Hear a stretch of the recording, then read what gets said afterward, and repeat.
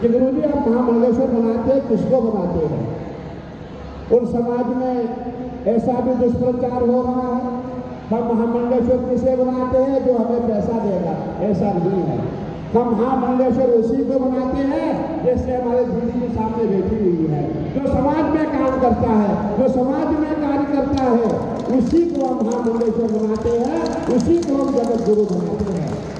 और मैं यहाँ समस्त संतों के सामने, हमारे श्री ग्रंथों के सामने, हमारे सचिव उपस्थित के सबके सामने, हमारे योगी जी जो साक्षात मां भगवती के उपासक हैं, आपके सामने हमारे परिवार जो महाधारा के जो सचिव हैं श्रीमंत रामेश्वर जी महाराज, देखिए मैं राधे बाबा जी को भी कहना चाहूंगा, हमें भी आवश्यकता होती है। संत कहाँ से बनाएंगे? संत आपसे ही आएंगे।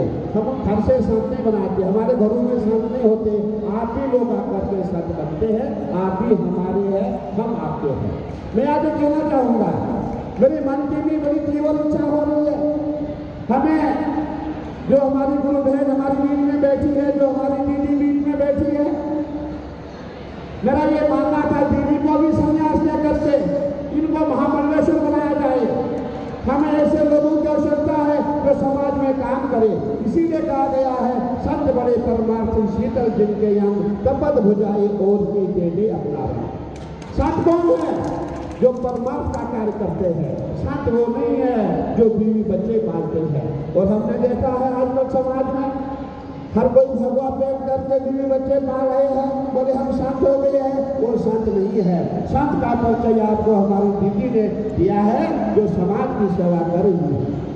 और सबसे बड़ी बात है, ये बाबा महाकाल की नगरी है, और महाकाल की नगरी में मैं समझता हूँ हजारों की संख्या में संत महात्मा है, और हमेशा यहाँ आयोजन होते रहते हैं। आज का जो आयोजन है वाकई बहुत दिव्य और भव्य और अद्भुत आयोजन है।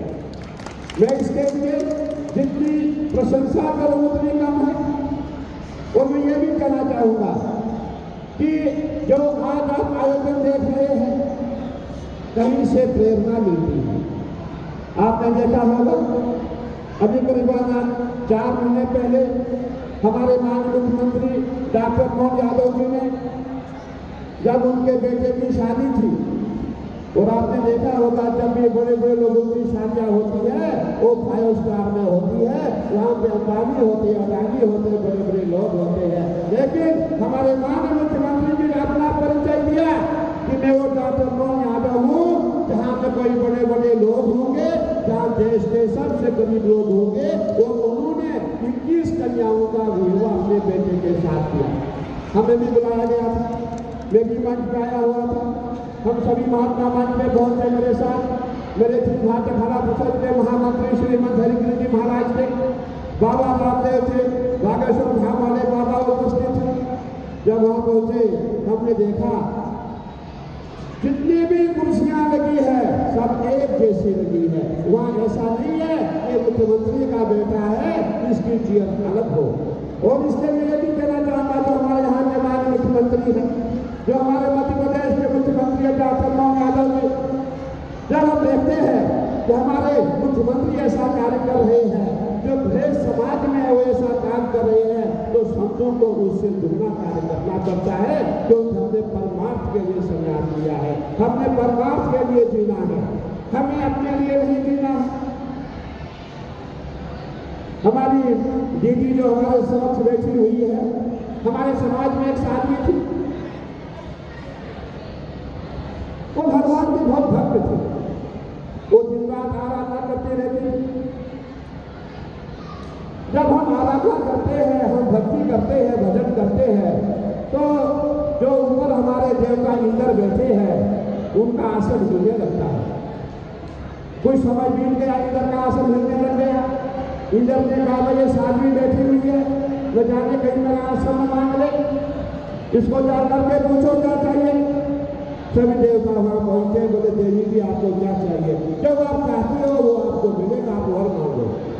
और दीदी ने कहा मुझे कुछ नहीं चाहिए। बोले दीदी अगर आपको राजी चाहिए होगी हम आपको देंगे, आप एक बार मांग के देखो।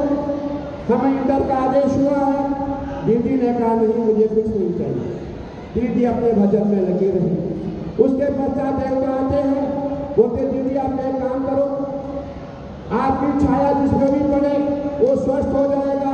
आप दुखियों की सेवा करनी चाहती हो तो ऐसा वरदान हम आपको देंगे, जिसको भी आप हाथ लगाएंगे वो ठीक हो जाएगा, उसके कष्ट दूर हो जाएंगे।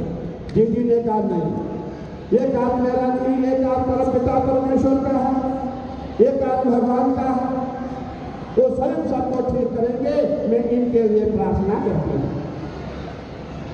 उतने में बृहस्पति जी आते हैं, बोले दीदी आप एक काम करो कि आपकी छाया जिस पे भी पड़े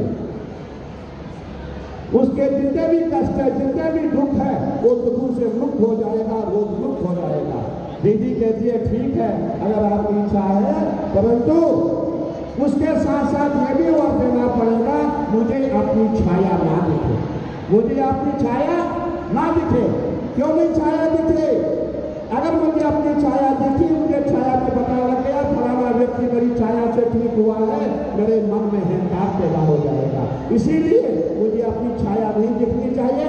कौन रोग मुक्त होता है, कौन शोक मुक्त होता है, वो होते रहेंगे, लेकिन मुझे पता नहीं लगना चाहिए कि मेरे द्वारा किसी को कोई रोग उसका दूर हो गया, उसकी तकलीफें दूर हो गई है, उसका कष्ट दूर हो गया है, मुझे इसका ज्ञान नहीं होना चाहिए। ये हमारे संत ऐसे हमारे महात्मा है। और मैं समझता हूँ उज्जैन में हमारे बहुत अच्छे संत हैं, सिद्ध संत हैं। अभी हमारे यहाँ डमडम बाबा भी थे, जिनका कार्य था पूरे हिंदू को जगाना। वो सभा उठ करके गाली देते थे, लेकिन कल संतों की गाली नहीं, वो घी की गाली होती है। हमारी परंपरा है। मेरे गुरु जी थे, बहुत ही अच्छे संत थे।